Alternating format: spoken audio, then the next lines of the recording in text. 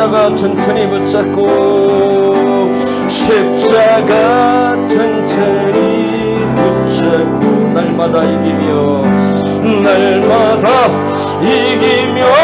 나가 이깁시다. 머리에 면류관 쓰고 주 앞에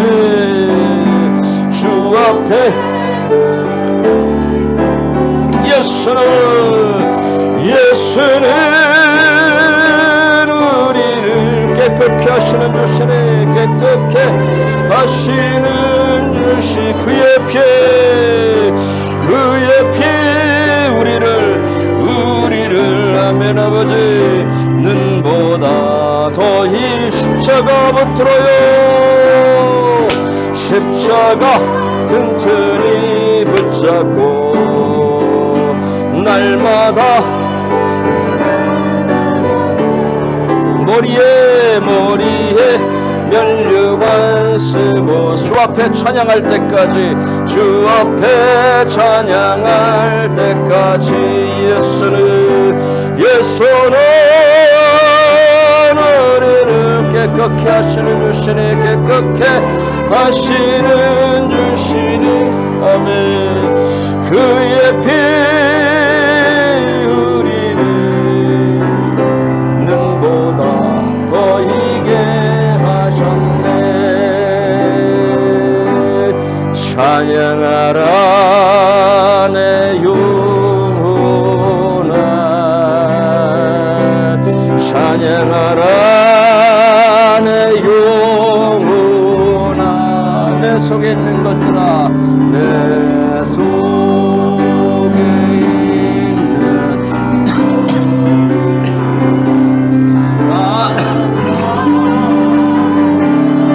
감사하라 내 영혼아 감사하라 내 영혼아 감사하라 내 영혼아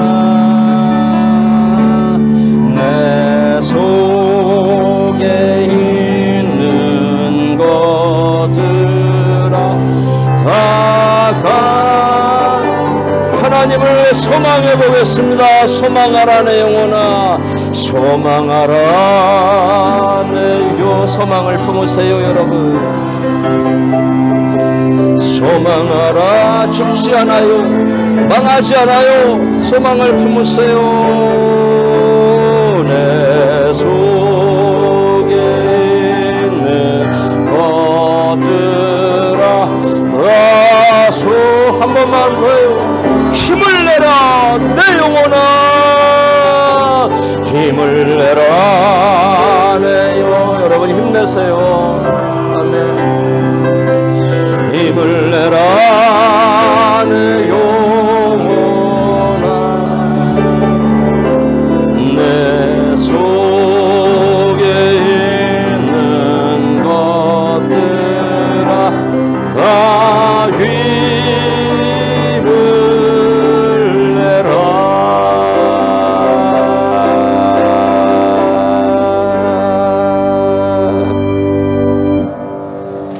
할렐루야. 아멘. 여러분 오늘 하나님께서 이건 제가 어저께 하나님께서 저에게 주신 확신이며 응답입니다. 오늘 하나님께서 여러분을 위로하신다고 말씀하셨어요. 오늘 위로가 큰 위로가 여러분이 마음을 열기만 하면 하나님의 위로가 여러분에게 부어질 거라고 저한테 약속을 해 주셨습니다.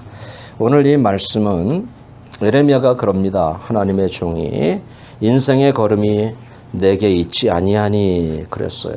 인생의 그러니까 앞에서 이제 유다 백성들에게 하나님의 심판이 준비되고 그것이 너무 안타까워서 예레미야는 지금 이제 중보 기도를 하나님께 올리고 있는 거예요. 이것이 예레미야의 중보의 기도의 내용이에요. 인생의 걸음이 내게 있지 아니하니 이 얘기는 뭐냐면 예레미야가 지금 하나님의 마제스티라고 하는 마제스티 주권, 하나님의 위엄을 인정하는 거예요. 이거 대단히 중요해요. 그러니까 영어 성경에 보면 My Lord 그랬어요. My Lord, 나의 주님. 이 나의 주님이라고 하는 것은 나의 주인이시다 그 말이죠. 그죠? 예, 그래서 하나님께서 나의 인생의 주인이다. 나를 지으시고 나를 인도하시고 나를 보호하시고 나의 생사화복을 주장하는 분이 바로 그 주님이시다. 그래서 그 주님의 마제스티를 예레미야가 인정하는 거예요. 그래서 저는 오늘 여기서 있는 저도 여러분들도 예레미야가 고백한 이 하나님의 주권을 저와 여러분들도 인정할 수 있기를 바라요. 그래서 우리 삶의 제일 중요한 우선순위가 뭐냐면 first thing to do. 이게 뭐냐면은요. 이것은 바로 하나님의 주권을 그 마제스티를 인정해 드리는 거죠. 그것이 인정이 돼야 우리가 하나님을 아버지라고 진심으로 부를 수 있어요. 진짜예요. 그 하나님의 주권을 인정하지 않으면 아버지라고 부르는 것이 왠지 내 속에서 감동이 일어나질 않아요. 그리고 그 주권을 인정해드리면 하나님을 존중할 수 있어요. 이렇게 리스펙트 할 수 있어요. 그리고 praise God, 그 다음에 worship God, obey God, devotion God. 하나님께 그 주권을 인정하면 찬양할 수 있고 예배할 수 있고 헌신할 수 있고 순종할 수 있어요. 그것이 억지로가 아니라 내가 하나님의 주권을 그냥 인정해버리면 내 속에서 성령이 그것을 할 수 있도록 이렇게 만들어 갔어요. 내가 하면 참 힘들지만 성령이 나를 주장하시고 성령이 나를 인도해 가시면 가능하다는 얘기예요. 그렇게 할 때. 그래서 잠언 16장 19절을 말씀을 보면은요. 여기 한번 읽어볼까요? 다 같이 화면에 있어요. 시작. 사람이 마음으로 자기의 길을 계획할지라도 그 걸음을 인도하시는 자는 여호와시니라. 아멘. 네, 여기 뭐라고 해요? Plan his course.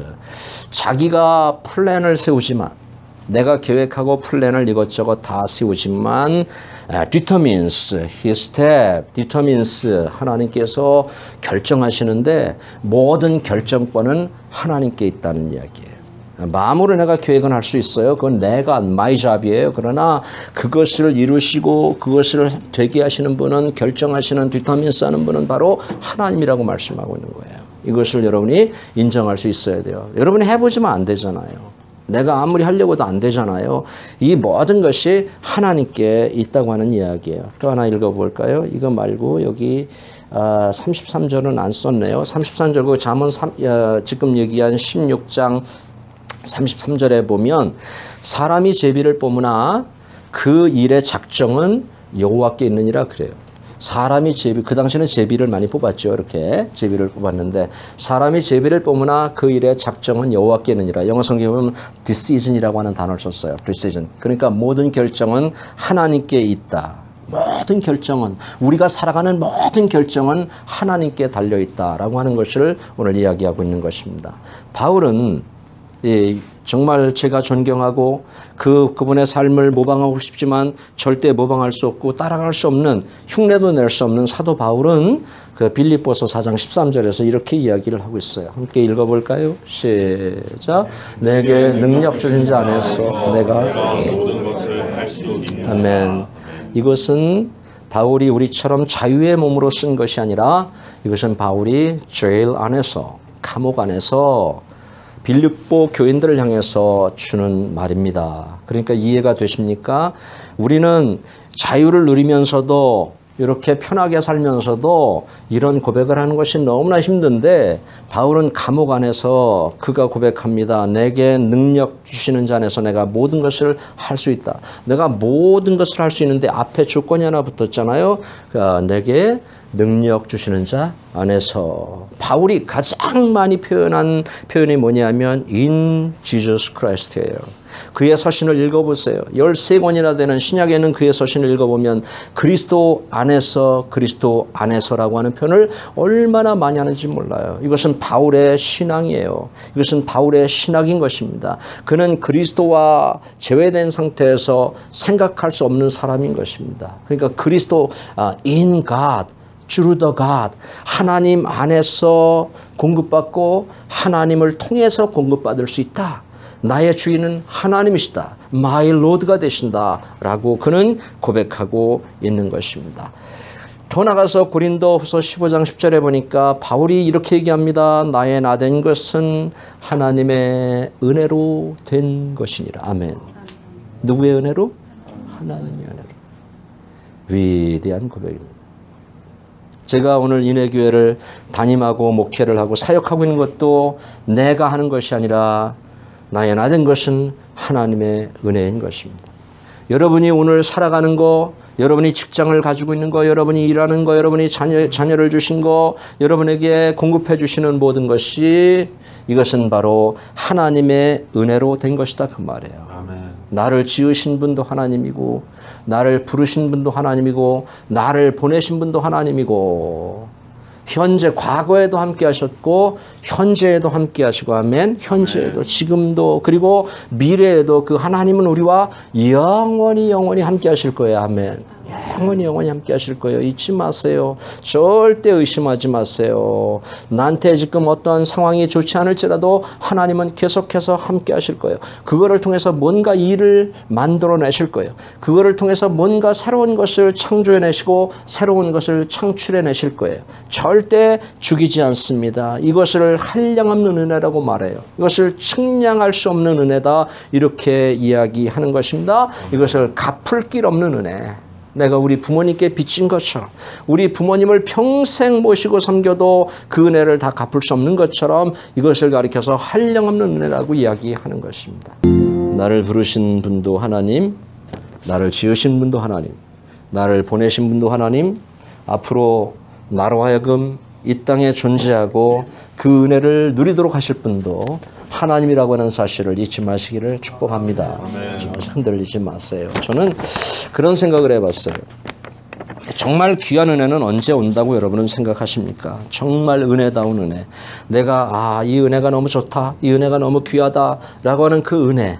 나의 어떤 느낌을 살짝 좋게 하는 그런 은혜가 아니라 정말 내가 변화되고 그 은혜 때문에 뭔가 이렇게 정말 하나님을 향해서 가고 싶은 그런 은혜는 언제 온다고 생각하십니까? 저는 이렇게 완전히 부서졌을 때, 이해가 되실지 모르겠어요. 내가 완전히 깨졌을 때, 내 힘으로는 도저히 하나님 할 수 없습니다. 이제는 두 손 들었습니다. 그리고 십자가 앞에 엎드릴 때, 내 힘을 다 빼고 하나님의 힘으로 살겠습니다. 그 하나님의 마저스티라고 하는 하나님의 권위를 인정해 드릴 때 그때 비로소 하나님의 은혜가 온다고 저는 그렇게 믿습니다. 저는 20대 초반에 고삐 풀린 망아지처럼 그렇게 살았습니다. 아무것도 무서운 것도 없었습니다.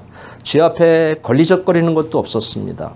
내 마음대로 살았습니다. 내 멋대로 살았습니다.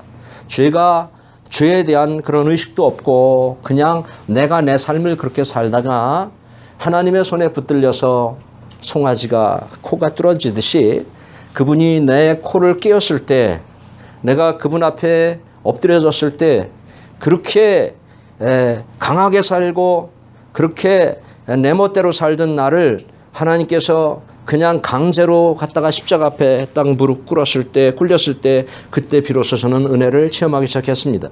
그 전에도 물론 교회를 몇 번 나가봤지만 그 전에는 다른 목적으로 교회를 다니곤 했습니다. 여러 가지 목적이 있었습니다. 그런데 하나님께서 그 십자가 밑에 나를 무릎을 딱 코를 뚫어서 이렇게 하나님께서 무릎 꿇으니까 교회가 그때부터 달라 보이기 시작하는 겁니다. 목사님도 그때부터 달라 보이기 시작하는 겁니다. 그리고 신앙의 의미를 내가 다시 발견하게 되는 것입니다.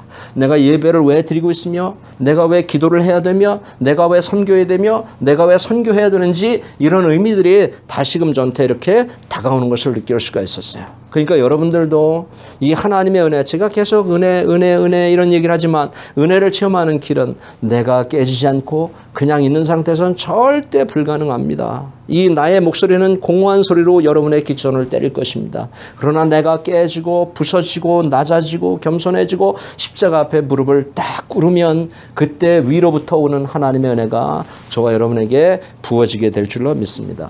성경에서 말하는 인간은요 인간은 이거 대단하지가 않아요. 성경에서 말하는 인간은 연약하다고 이야기를 하고 있어요. 시편 39편 같은 데 보면 인간을 손넓이만큼 하셨다 이렇게 표현하고 있어요. 손넓이만큼 하셨다.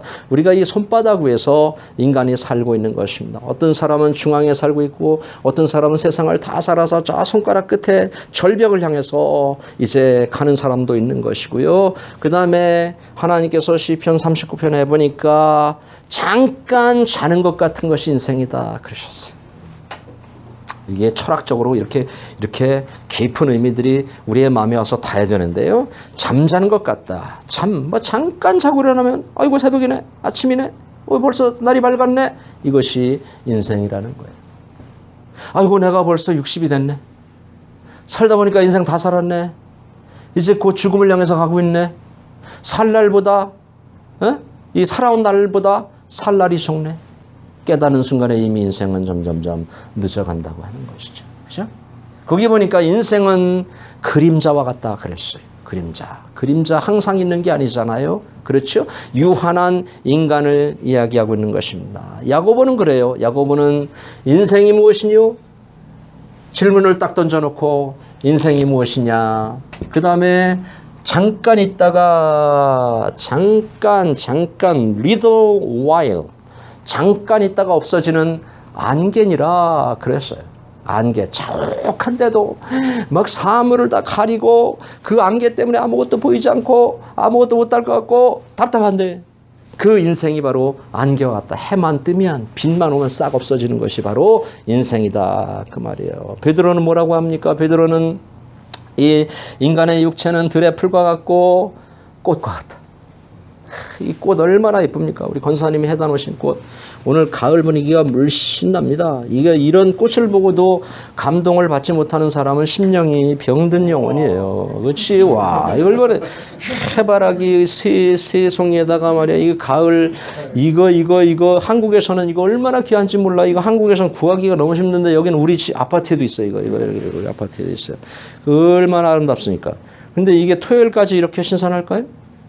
토요일까지? 아니 수요일만 돼도 이제 고개를 숙이기 시작해요. 이렇게 고개를 숙이기 시작하고 여기 와 보면 이게 이파리가 떨어져서 여기 이렇게 지저분하게 있어요. 베드로가 말하는 것이 바로 그것이 인생이란 말이에요. 까불지 말라는 것이요. 난 언제나 아름다울 거야. 난 언제나 싱싱할 거야. 시들지 않을 거야. 인생은 계속되는 거야. 이렇게 까불지 말라는 거예요. 인생에 시들 날이 있다. 떨어질 날이 있다. 마를 날이 있다. 그러니까 인생의 연약함을 너희가 먼저 인정하란 말이야. 아멘.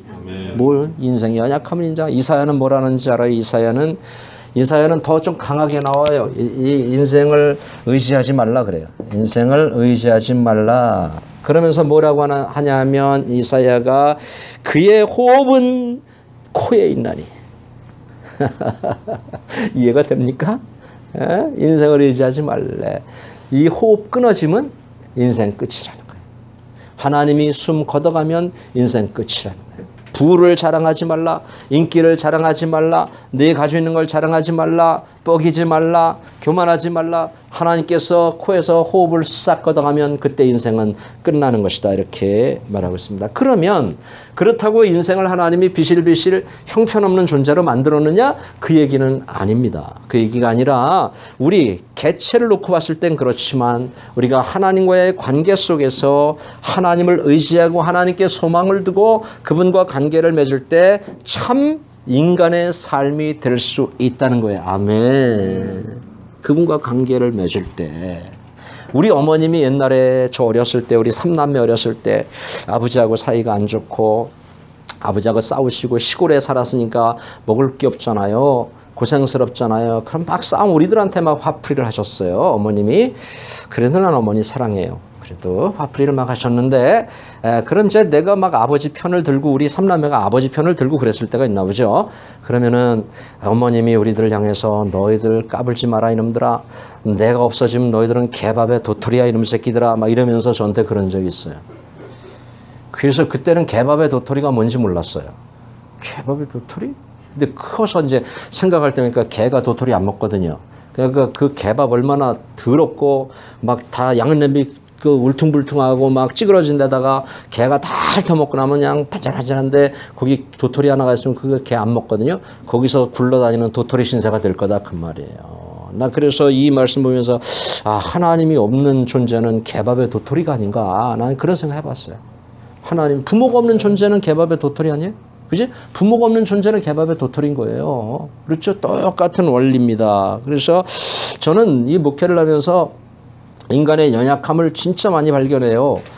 특히 장례 예배를 하면서 많이 했어요. 지금까지 장례 예배, 수많은 장례 예배 침례를 했는데, 아니 지난주까지도 그냥 이렇게 살아있고 호흡하고 뭐 목사님 어쩌고 저쩌고 뭐 내가 남은 뭐 할 거예요 뭐 이러던 사람이 그냥 하나님께서 데리고 와서 그냥 이렇게 그 고인으로 누워 있는 거 보면, 야, 인간은 참 연약하구나. 인간이 연약하구나. 큰 소리 칠 게 못 되는구나. 이런 생각을. 또 병원에 가서 환자들을 신방할 때 보면 그 병실에 누워서 꼼짝 못하는, 예? 그런 환자들을 보면서 인간은 참 연약하구나. 또 어떤 인생의 절망을 만나서 막 고민하고 그것 때문에 막 그냥 깔아앉고 그것 때문에 막 신음하고 이러는 사람들 보면, 인생이 연약하구나. 다 할 것 같은데, 뭐든지 다 할 것 같은데 하지 못하는 인생. 그러므로 여러분, 인생의 연약함을 하나님께 인정하시고 하나님께 도움을 구할 수 있기를 주의 이름으로 축원합니다. 그냥 그대로 구하시면 됩니다. 그래서 이 인간의 연약함을 통해서 뭘 배우라는 건지 알아요? 하나님을 신뢰하는 법을 배우라는 거예요. 우리에게 인생의 연약함을 주신 것은 하나님을 신뢰하는 법을 너희가 좀 배웠으면 좋겠다. 부모를 찾는 그런 원리를 너희가 좀 배웠으면 좋겠다. 그 다음에 이 인생의 연약함을 통해서 우리로 하여금 온유를 배우게 하시는 거예요. 온유해져요. 자꾸 이게 고난이 오면 온유해져요. 내가 자꾸 깎이죠. 까불지 못하지요. 그러니까 자꾸 온유해져요. 그 다음에 이 인간의 연약함을 통해서 겸손을 배우라는 거예요. 겸손해져요. 저 옛날 같으면 이렇게 안 해요. 옛날 같으면. 그러니까 지금도 이제 많이 하나님이 깎으셨는데 앞으로도 깎일 게 참 많이 있지만, 그래도 그런 그 고난을 통해서 하나님이 자꾸 이렇게 나를 다듬어가고 깎아간다는 생각이 듭니다. 오늘 본문을 제가 간단하게 설명드리고 마칠 텐데요. 유다 백성들에게 예레미야가 말하고자 하는 것은 뭐냐면, 그 유다 백성들이 하나님을 신뢰하지 않으니까 주변의 강대국들을 의지하고 자기의 권력을 의지하고 자기들이 가지고 있는 부와 자기들이 가지고 있는 그 종교성과 이런 것을 막 자랑하니까 오늘 예레미야가 하는 말이에요. 인생의 걸음은 내게 있지 않다. 그러니까 그 majesty God, 그 하나님의 주권, 하나님께서 심판하시는 그 심판을 너희가 인간적인 것을 다 동원해도 그것을 해결책이 되지 않는다. 그러면서 오늘 이 예레미야가 인간이 추구해야 될 삶의 철학을 두 가지를 말하고 있어요. 이 본문에서 저는 그것을 뽑아냈습니다. 두 가지를 말하고 있는데, 첫째는 뭐냐면, 첫째 그 삶의 철학 방법은 하나님을 신뢰하라 합니다. 하나님을 신뢰하라. Trust God. 하나님을 신뢰하라. 신뢰, 좋은 말이죠. 신뢰라고 하는 단어는 뭐냐니까 믿는다, 믿다, 의지하다라는 말이에요. 이게 이 신뢰라는 말에는 믿다, 의지하다 그런 말이 있습니다. 그러니까 여러분, 하나님께서 저와 여러분과 함께 하실 것을 믿고 의지하시기를 주님의 이름으로 축원합니다. 꼭 의지하세요. 그리고 어떤 circumstance, 어떤 상황에서도, 어떤 환경에서도 하나님께서 나를 함께 하시고, 나를 지도하시고, 나를 인도하시고, 나를 고치시고, 나를 싸매시고, 나를 위로하실 것이라고 하는 이 사실을 여러분이 꼭 믿을 수 있기를 바랍니다. 아멘. 믿는 자에게는 능치 못할 일이 없느니라. 아멘. 믿음을 끝까지 붙들으세요. 절대 놓지 마세요. 어떤 상황 때문에 믿음을 탁 팽개치지 마세요. 계속 믿음으로 하늘이 무너지고 땅이 꺼져도 그 믿음을 유지하시고 하나님을 의지하는 거예요.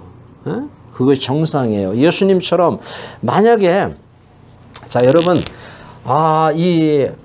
죽음의 순간에도, 죽음의 순간일지라도 하나님을 믿고 의지하시면 돼요. 예수님 그러잖아요. 내 영혼을 아버지 손에 부탁하나이다. 아버지께 온전히 다 의뢰하시잖아요. 그러니까 하나님께서 보좌 우편에 앉으시잖아요. 그렇죠? 모든 무릎을 예수의 무릎에 꿇게 하셨다 이렇게 말씀하지 않습니까? 믿으시기 바랍니다. 노아는 어때요? 노아가 하나님을 신뢰한 것, 그 노인네가, 그 허리 꼬부라진 노인네가 오랫동안 배를 만드는데요. 진짜 오랫동안 뭐 연장이 있어요, 뭐가 있어요. 너무 힘들죠. 그리고 사람들은 비난하잖아요. 동네 사람들 얼마나 비난을 해댔겠어요. 저 영감 미쳤다고. 비도 안 오는데 무슨 배를 만드느냐고, 그 산꼭대기에 만들면 어떡하냐고 막 이러면서 그러지 않았겠어요? 그런데 노아는 끝까지 하나님을 신뢰합니다. 여러분, 오래 걸려도 난관에 부딪혀도 사람들이 혹은 나를 수군대고 욕해도 끊임없이 하나님을 믿고 그 하나님을 의지할 수 있기를 주님의 이름으로 축원합니다. 아멘. 아멘. 저는요, 여기서는 이재덕 목사는 내가 힘줘서 말하지만 제 평생 하나님을 믿고 신뢰할 거예요. 내 환경이 더 나빠져도, 내 목회가 더 어려워져도, 내 인생이 더 꼬여도 저는 하나님을 절대 놓지 않습니다. 그 하나님을 붙들 수밖에 없습니다. 붙들 것입니다. 그분이 나의 전부예요. 이제 인생 다 살았어요. 지금부터 큰일을 해봤자 얼마나 하겠습니까? 이건 너무 비전 없는 소린가? 앞으로 30년, 그래 산다고 해. 30년, 길게 해서 30년. 얼마나 무슨 큰일을 하겠어요. 그냥 하나님 안에서 목회사역 하다가, 영혼 구원하다가 하나님 앞에 섰을 때 그분이 나를 안아주고, 그분이 나를 칭찬하고, 나를 환영해주면 난 그거로 오케이야. 오케이. 그래서 절대 하나님을 의지할 거예요. 내 평생 의지할 거예요. 내가 하나님, 내 인생에 어려움도 많았거든요, 여러분. 네? 어려움 하나도 없이 보입니까? 제 얼굴에? 네? 편안하게 보입니까? 아주 부자로 살지는 않았지만 이재덕 목사 고생도 안 하고 살아왔을 것 같습니까? 고생의 연속이었습니다. 제 인생. 청년 때부터 너무너무 힘들었습니다. 그때 내가 예수 믿고 그 어려울 때 너무 하나님을 놓을 수도 없고 그렇다고. 교회를 떠날 수도 없고 이제는 그 은혜가 좋으니까 그 어려울 때 내가 불렀던 찬양이 있어요. 나 어려울 때 그 찬양 많이 했어요. 눈물도 많이 흘렸어요. 내가 청년 때 진짜 많이 흘렸어요. 믿으면서 이 두 찬양은 나 잊을 수 없는데 같이 한번 불러볼래요? 같이 한번 불러볼래요? 예. 한번 해볼래요? 이거 해봐요. 같이 불러요. 캄캄한 인생길을 홀로 걸어가다 캄캄한 인생길 홀로 걸어가다 지치고 고나하여 내 영혼 깊은 잠이 들었었네. 어두운 죄악에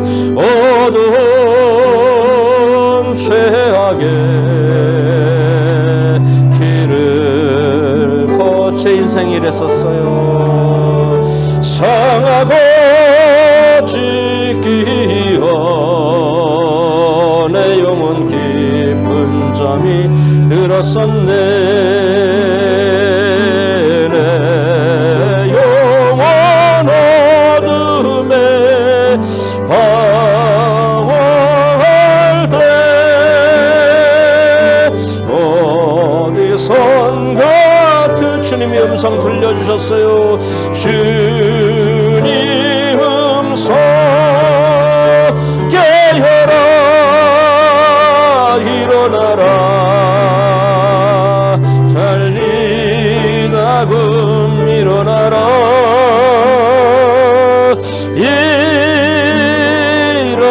일어나라 죄악에 잠자던 영혼아 달리다고 깨어라 일어나 걸으라. 아멘. 어둠은 물러가고 어둠은 물러가고 새날이 올 겁니다. 새날이 다가오네. 주님 오실 날 멀잖았네. 어둠 속에 잠자던 영혼 일어나라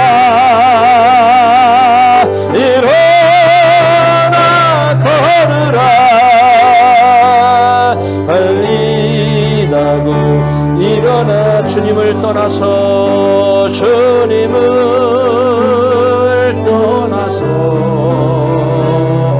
세상을 향해 맘대로 고집하며 내 영혼 먼 곳으로 나갔었네. 인생의 어려움 절망 가운데 눈물과 한스름과 내 영혼 슬픔 속에 잠이 드네. 주님을 떠나서 아버지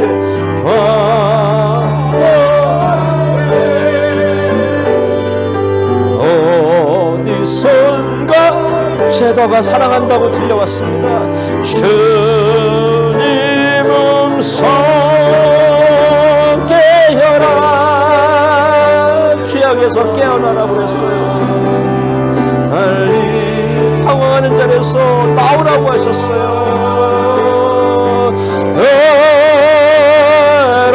일어나라. 죄악에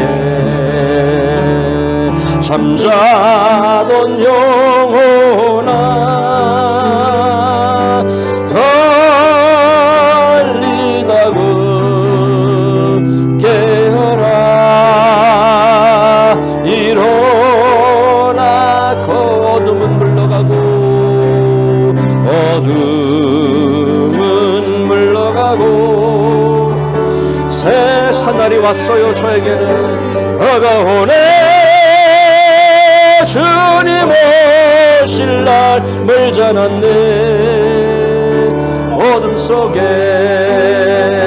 잠자던 영혼 일어나라. 일어나 걸으라. 달리다고 일어나라.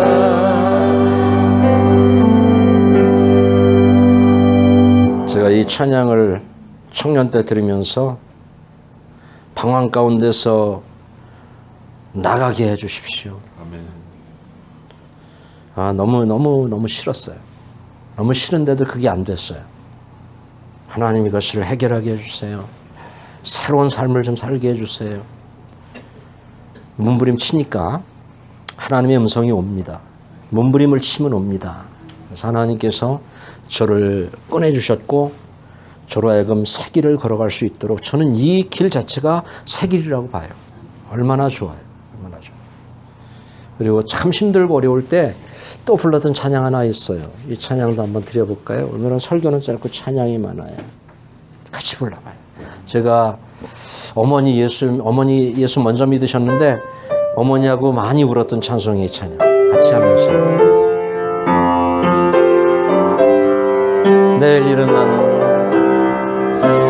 내일 일은 난 몰라요.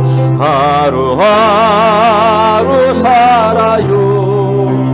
불행이 나 여행함도 내 뜻대로 못해요.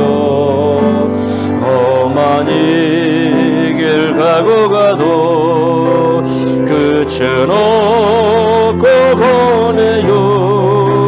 주님 예수 발레미산에 손잡아 고백하세요. 내일은 난 몰라요. 장래일도 몰라요.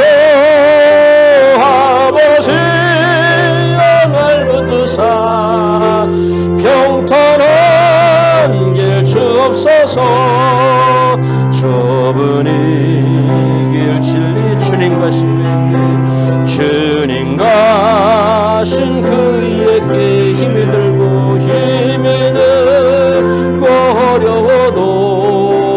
찬송하며 갑니다.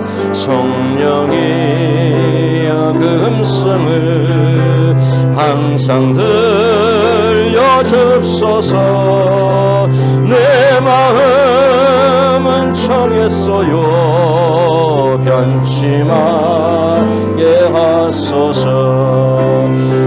내일은 난 몰라요. 참 내일도 몰라요.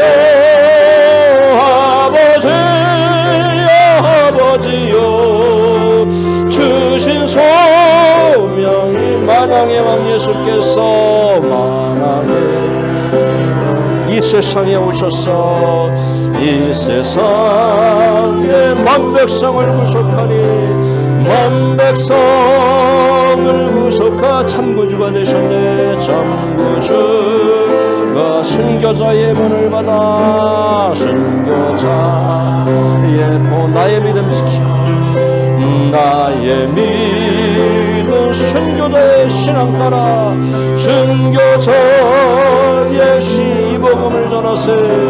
이 복음 불과 같은 성령이여 불과 같은 성령 내 맘에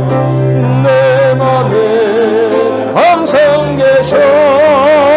천국하는 그날까지 주여 지켜 주옵소서. 아멘. 이 찬양 이번 주간에 좀 많이 하시면 좋겠네요. 여러분들 내일 일은 모르잖아요. 하루하루 살잖아요.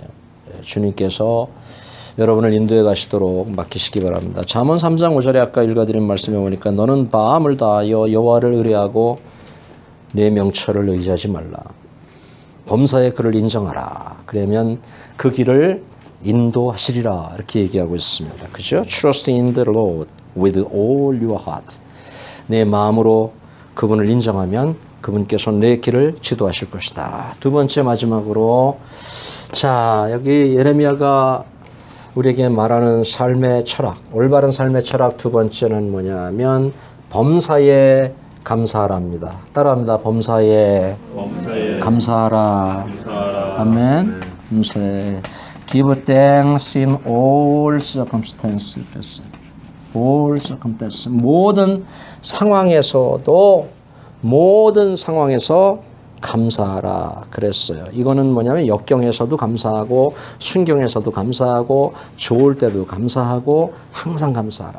제가 이번 주간에 금토 그 북한에서 너무 94년도에 탈북한 강명도라고 하는 교수 이제 만나러 갑니다에 보면 그분이 항상 나오죠.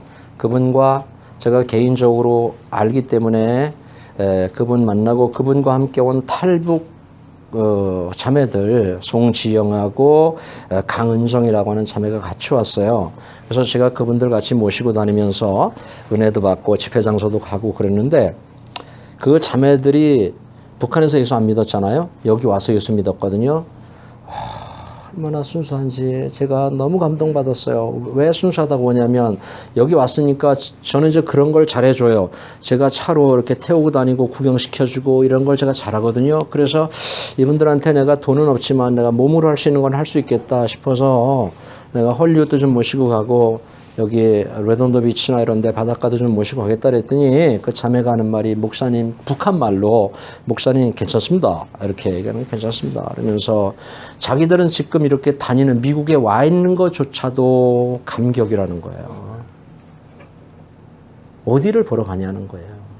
그냥 여기 와 있는 게 자기들은 완전히 다른 세상에 와 있고 너무 감사하고 목사님 그렇게 안 하셔도 된다는 거예요.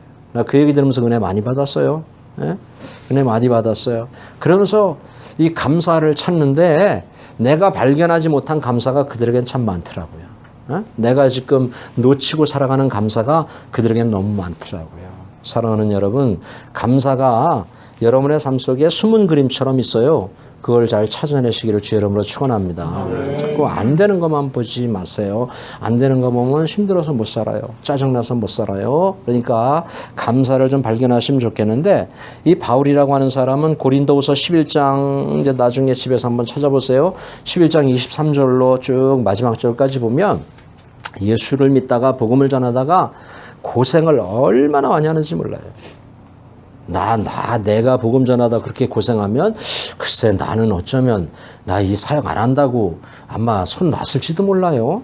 막 40에 한 대 감한 매를 수차례 맞고 옥에 갇히고 동족의 위험, 강의 위험, 무슨 위험, 그래서 죽을 고비를 수없이 넘깁니다. 그 예수 믿고 나서 그 사람은 잘된 게 아니라 망한 사람이에요. 내가 보면 그래요. 세상적인 눈으로 보면 사도 바울은 예수 믿고 망했어요. 베드로 예수 믿고 망했어요. 예수님의 제자들 예수 믿고 다 망했어요.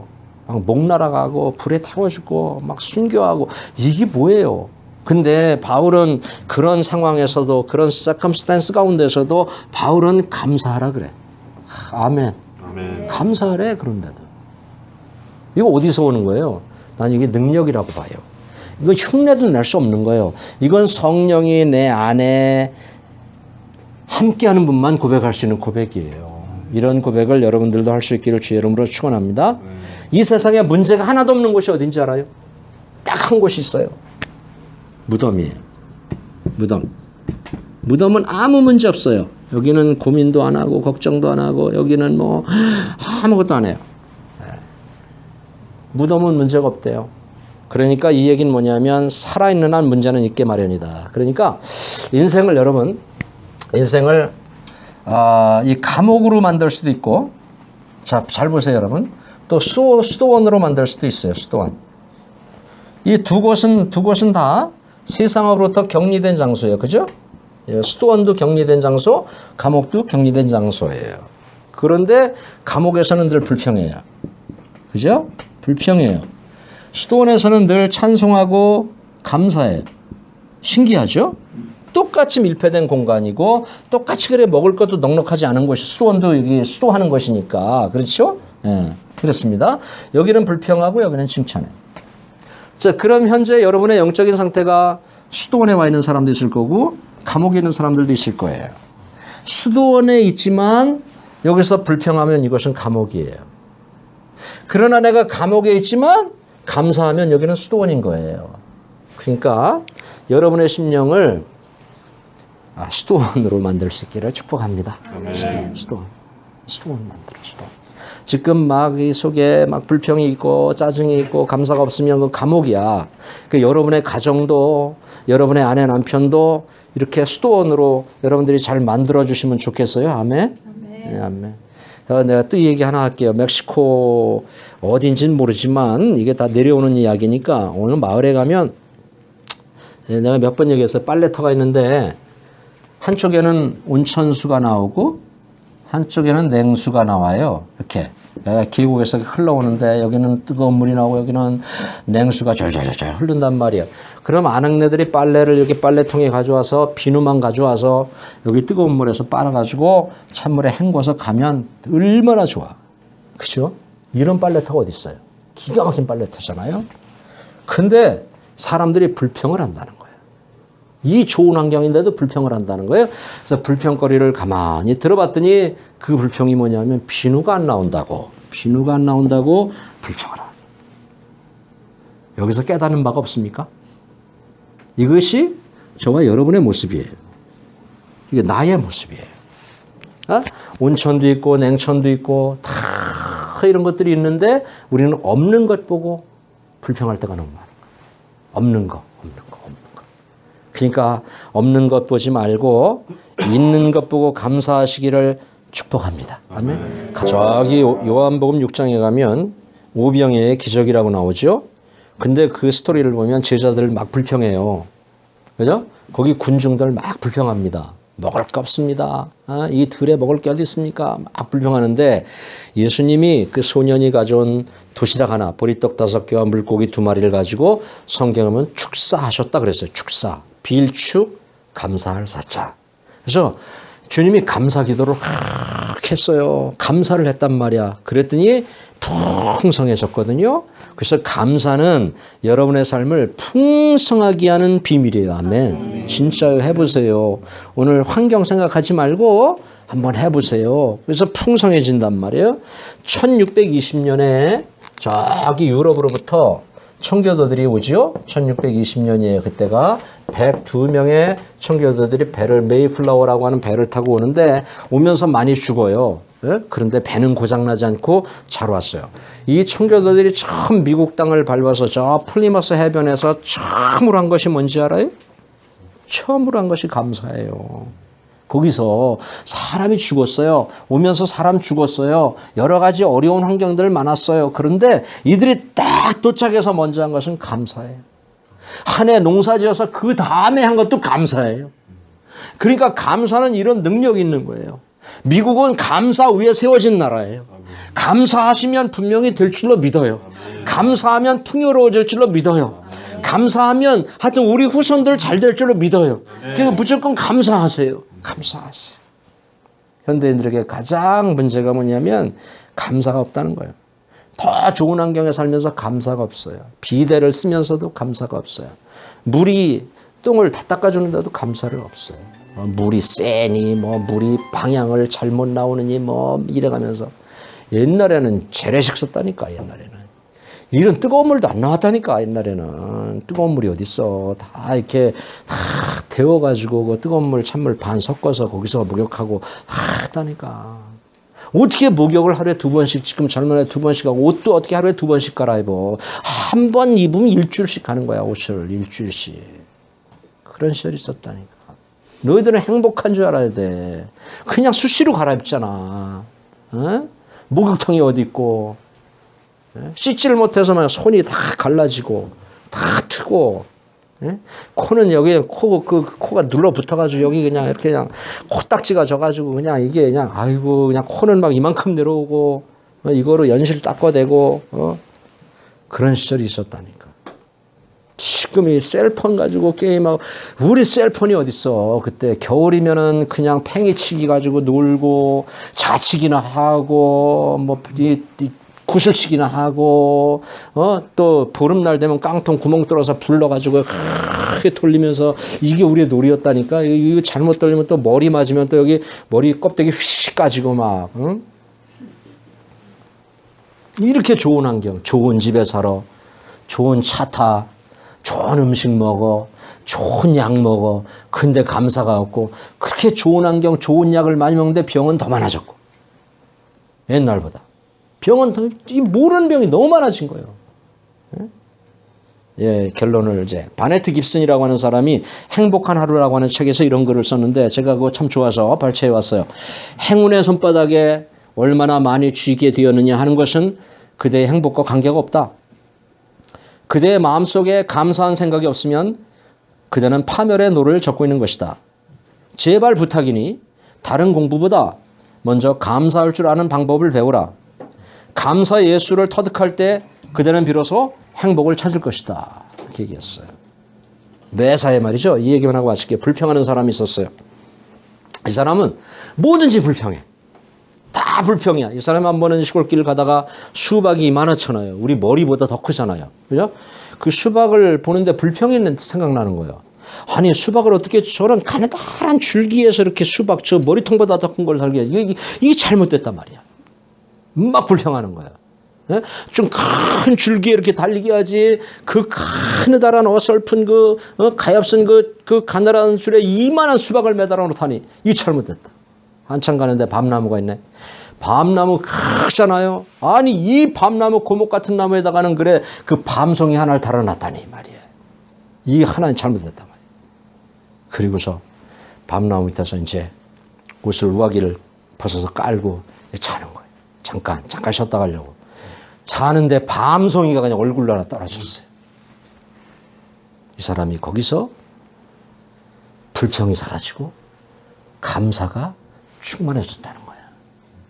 만약에 큰 나무에 수박 많은 밤송이 달아놨어 봐. 아직도 못 깨달은 거야? 아이 참나 늦네 늦어. 아니 엄청 늦네 우리 교인들 엄청 늦네. 수백만한 밤송이 얼굴에 떨어졌어 봐.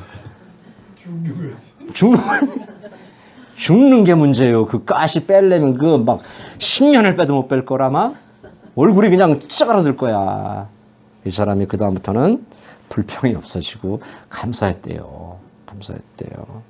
현실이나 상황만 보고 불평하지 말고 all circumstance, 모든 상황에 대해서 감사하시는 성도들 되시길 바라고, 죽음의 순간이 오더라도 하나님을 신뢰하고 어떤 상황 가운데서도 감사하는 우리 성도들이 될 수 있기를 주의 이름으로 축복합니다. 기도하겠습니다. 하나님 아버지 감사합니다.